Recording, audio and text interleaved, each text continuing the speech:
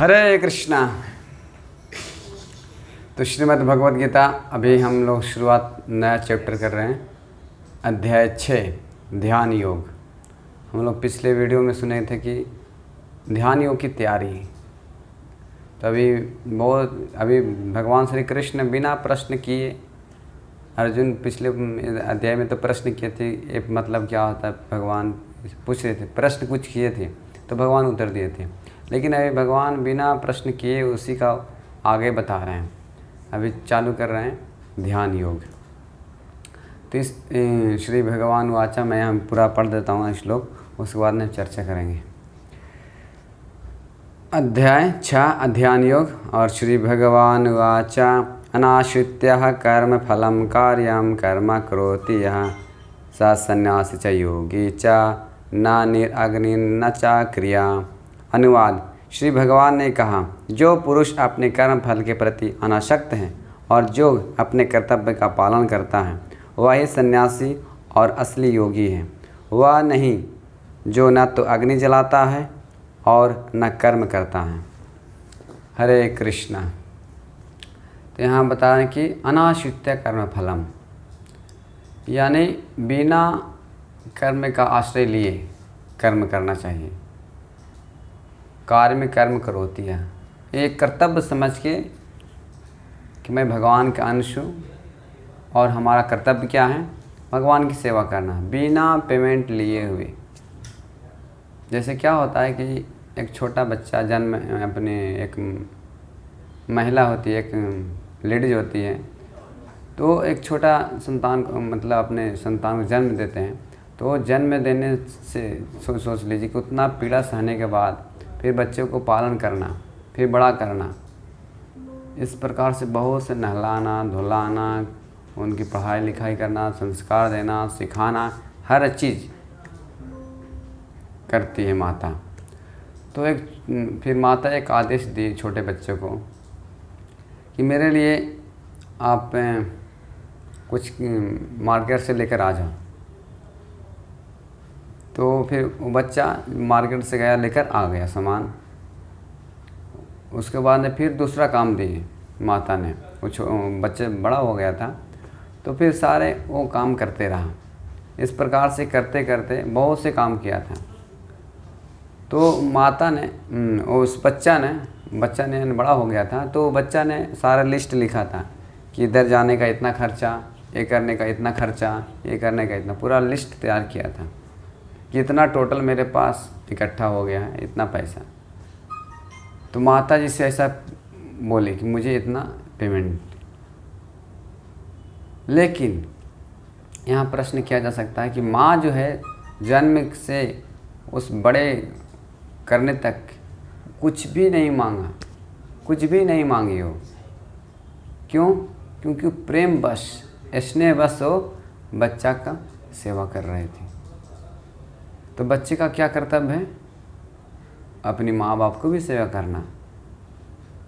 तो इस प्रकार से निष्काम कुछ प्रेम बस हमको भी कर्तव्य होता है कि मैं अपनी माँ बाप की सेवा करना। अब कोई बोल सकते है सुनने के बाद कि माँ बाप की सेवा करना चाहिए, कुछ लोग बोलते हैं ना मानव सेवा माधव सेवा, लेकिन यहाँ पे लागू नहीं होता है। माँ बाप की सेवा करनी चाहिए, लेकिन उससे भी बड़ा माँ बाप क्या है, उसके माँ बाप क्या है, उसके माँ बाप क्या है, पूरा करते जाएंगे तो ब्रह्मा जी के पिता फिर भगवान बोलते हैं। तो भगवान बतलाते हैं भगवद गीता में कि बीजा हम बोलते हैं कि सबके पिता मैं हूँ, सारे जीवात्माओं के पिता मैं हूँ।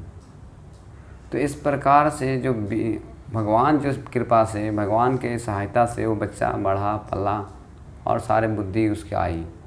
तो भगवान बोलते हैं कि मेरी सेवा करो, इसमें गलत क्या है।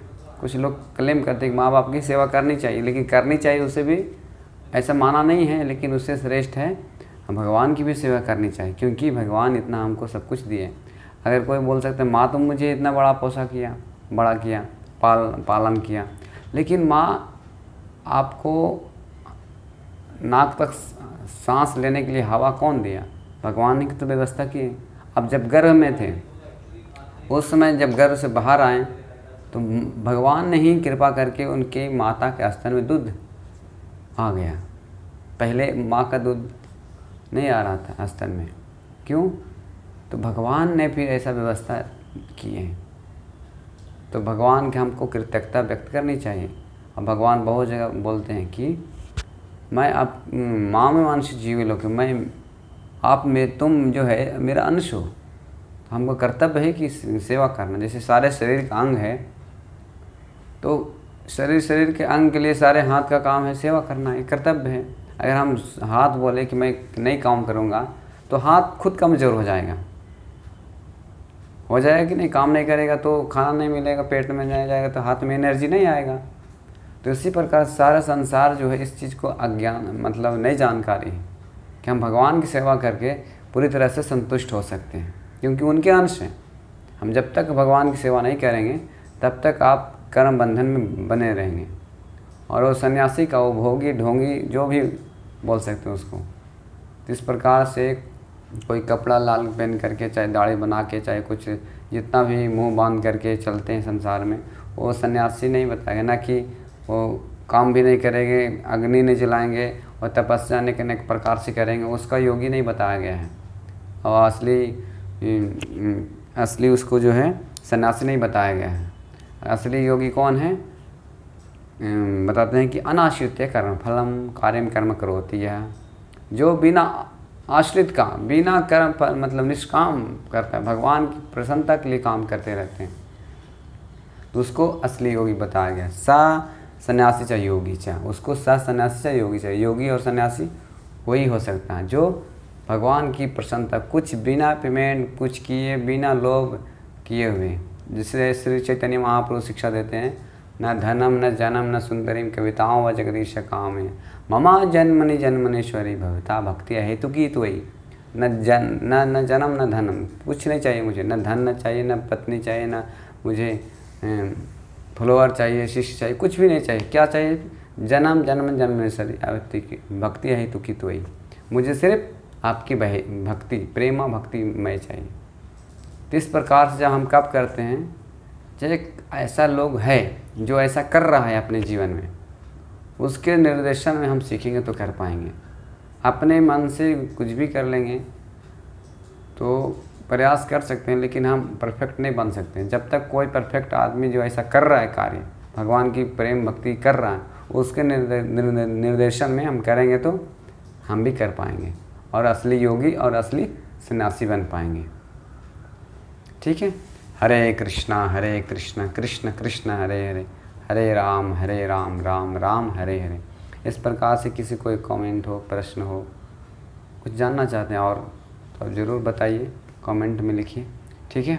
हरे कृष्णा।